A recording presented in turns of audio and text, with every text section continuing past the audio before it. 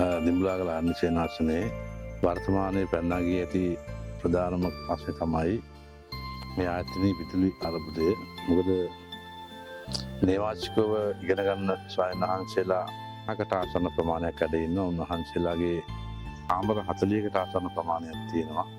ගාවචර ස්වාමීන් වහන්සේලා වැඩ ඉන්න කුටි 40ක් තියෙනවා. මේක ඇතුලේ නේවාසිකව 80ක් විතර වැඩ ඉන්නවා. මේක පොඩා ගම්මානයක් වගේ. ඒ වගේම ආස්මාලිගාව, බුදු මැදුර, දානශාලාව මේ ආදි ගත්තම 16 හයි කරත් අඩුම කිලෝ 300කට කිට්ටේ වෙන්නවත් සොයි කරන්න ඕන. අපි මේ පිළිබඳව රජයත් එක්ක සාකච්ඡා කළා. ට්‍රාන්ස්ෆෝමරේ ලබා ගන්න විදුලි බල මණ්ඩලයත් එක්ක කතා කළා. නමුත් රජයට ඒකට අවශ්‍ය ප්‍රතිපාදන නැති කතාව තමයි කියුනේ. දැන් මේක අපිට පෞද්ගලිකව දේශීය විදේශීය හිතවතුන් සම්බන්ධ කරගෙන ඒ අයගේ සහාය ඇතුව තමයි අපිට මේක දැන් සිද්ධ කරන්න ලැබෙන්නේ. මොකද මේ වෙනකොට ලක්ෂ 84ක් විදුලිය මුදල් ඒක පියවන්න තියෙනවා. මේ වෙනකොට 3 වතාවකට වතාවක් මම හිතන්නේ සතු බිල ඇවිල්ලා තියෙනවා. විදුලිය වහම ගෙවන්න එහෙම නැතුනොත් අපිට මේක විසන්ධි කරන්න වෙනවායි කියලා.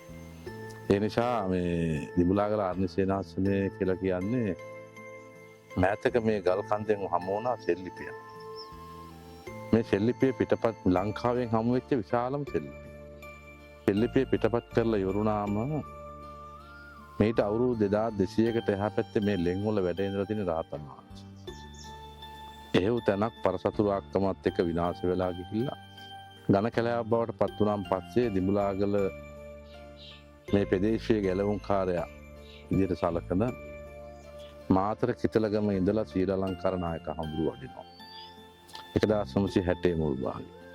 උන්වහන්සේ වැඩමිවත් වුණේ ආදිවාසී ජනතාව සිසු සම්බන්ධ පිරිසක් බවට පත් කරන්න සුවිශේෂී කැපකිරීමක් කළා. ඒ අය බත් බුලත් කරන ඇඳුම් පැළඳුම් අඳින පිරිසක් බවට පත් කරලා අධ්‍යාපන වැඩසටහන් හදලා ඒ ගල්ලෙනේ හිටපු වැදිනායකයා පුතාම 1965 මහාන කරලා මේ ශාසනික ක්‍රියාදාමය ආරම්භ කළා. අද වෙනකොට ලංකාව පුරාම 10කට ආසන්න භික්ෂුන් වහන්සේ. පිරිවෙන් අධ්‍යාපන ආයතන 5ක්. උතුරේ තියෙන එකම පිරිවෙන වැලියුවේ දිඹුලාගල පටක්. මඩකලපු එකක්, බදුල්ලේ එකක්, කන්දේගම එකක්, දිඹුලාගල එකක්. මේ දිස්ත්‍රික්ක මේ පිරිවෙන් අධ්‍යාපන ආයතන 5 විතරක් ඉගෙන ගන්න ස්වාමීන් වහන්සේලා 300කට කිට්ටු වෙනවා. පන්සල් 100කට වැඩි. මෙතන තමයි මධ්‍යස්ථානය. ඒකෝර දැන් අද රටේ පවතින ආර්ථික තත්ත්වයක් එක්ක මේ ආයතනය ඉස්සරහට යන්න බැරි මට්ටමට දැන් හිර වෙලා තියෙනවා. ලංකාව පුරා මත්වල බැඳගත්ත 365ක් මේකට දන් දෙනවා. ඒ දායක ටික නැතුව නම් අද මේකේ අමාර විතර මේක නටබොම් විතරක් වෙන්න බැරි නෑ. මේ විසන්ධි කරොත් අපිට මේ ආයතනය කොහෙත්ම ඉස්සරහට යන්න පුළුවන්කම මේක සුවිශේෂී අරබුදයක්. ඉතින් මේ ආයතනය අද මේ වර්තමාන මේ මට්ටමට ගෙනාවේ ලංකාව පුරාම බොදු බැතිමතුන්ගේ ලැබිච්ච සහාය නිසා. අද වත්මනේත් මේ ආයතනය ආරක්ෂා කරන්න තියෙන්නේ ඇත්ත.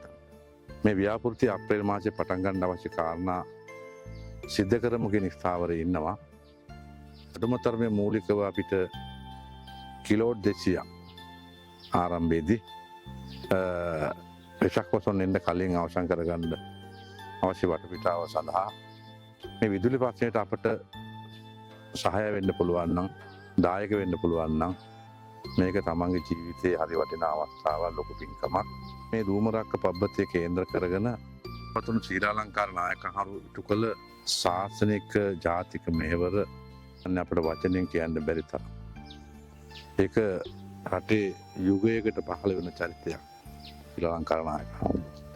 වත්මනේ උන්වහන්සේ මේ ආරම්භ කළ ශාසනික ජාතික ක්‍රියාදාමය මේ විදුලිය හරහා දිය කරනවද නැත්නම් අපි ඒකට අසහිත දීලා නැවත මේක සත්‍ය සම්පන්න කරනවද කියන එක පිළිබඳව දෛහිතකාමී කාගෙත් යුතුයකමක් ආවකීමක් කියන එක මම සිහිපත් කරන්න කැමතියි. මොකද මම 1991 දිඹුලාගල ඉඳලා වැලිකන්දට සම්බන්ධ වුණා. 2023 සැප්තැම්බර් තමයි මම දිඹුලාගලට නැවත සේනාසනාධිපති වෙලා වඩින්නේ. 5 වෙනි සේනාසනාධිපති විදියට.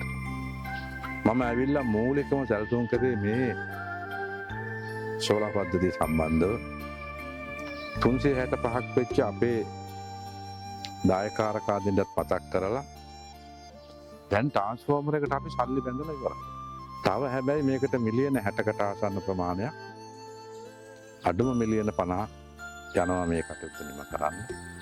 අඩුම තරමේ මූලිකව අපිට කිලෝට් 200 ආරම්භයේදී වෙසක් වසන් එන්න කලින් අවසන් කරගන්න මේ ඓතිහාසික සිද්ධාස්ථානයේ නැවත ආලෝකමත් කරන්න අත්වල බැඳ ගන්න කියන කාරණා පිළිගන්න.